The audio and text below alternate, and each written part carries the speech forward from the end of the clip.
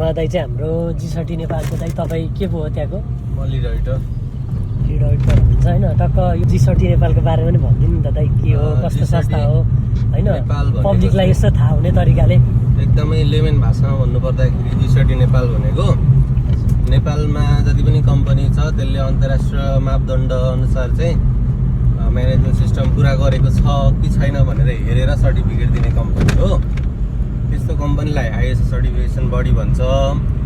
हाम्रो कम्पनी चाहिँ कोरियाको G30 भन्ने कम्पनीको चाहिँ फ्रेन्चाइज हो होइन। अनि कोरियाको G30लाई चाहिँ युएसको आइएएस एक्रिडिसन भन्ने संस्थाले चाहिँ समन्वय प्रदान गरेको छ र त्यही अनुसार चाहिँ हाम्रो 6 वर्ष भयो चलेको।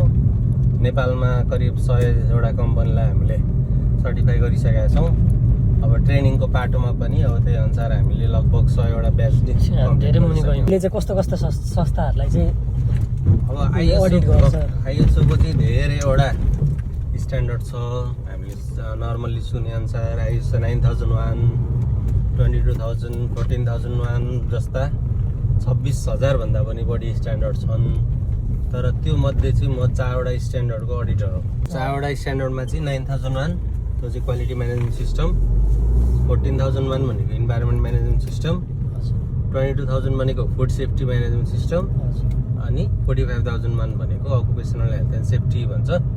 त्यसको 4वटाको अडिटर हो। तर नेपालमा चाहिँ 4वटा स्ट्यान्डर्ड त्यति पपुलर छैन। नेपालमा भनेको धेरै जस्तो चलेको 9001 र 22000 हो। 9001 चाहिँ सबै कम्पनीको लागि एकदम जेनरल स्ट्यान्डर्ड भयो होइन, जसले पनि लिन मिल्ने सर्भिस इन्डस्ट्री, म्यानुफ्याक्चरिङ इन्डस्ट्री।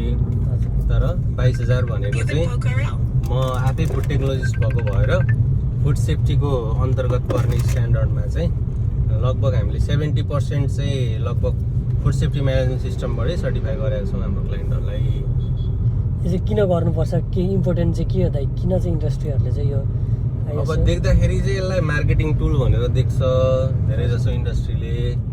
किनभने इन्डस्ट्रीमा बाहिरको प्र्याक्टिस त्यो अनुसारको फुड सेफ्टीलाई त्यो अनुसारको भ्याल्यु दिने भन्दा पनि आइएसओ सर्टिफाइड छ भनिसकेपछि कस्टमरलाई एउटा विश्वास हुन्छ भन्ने हिसाबले चाहिँ लिन्छन्। तर त्यो भन्दा पनि अब सर्टिफिकेसन लिइसकेपछि हरेक वर्ष अडिट गर्नै पर्छ। हरेक वर्ष इन्टरनल अडिट हुन्छ, थर्ड पार्टी अडिट हुन्छ। अनि जतिचोटि अडिट गरिन्छ हाम्रो आफ्नो कम्पनीको स्ट्याटस थाहा हुन्छ। अनि हरेकचोटि अडिट गर्दाखेरि फाइन्डिङ्स केही न केही थाहा हुन्छ आफ्नो कहाँनिर कमी कमजोरी रहेछ। अनि त्यो कमी कमजोरीमा हामी काम गर्छौँ। त्यो भइसकेपछि चाहिँ सर्टिफिकेसनको फाइदा त्यसरी आउने हो।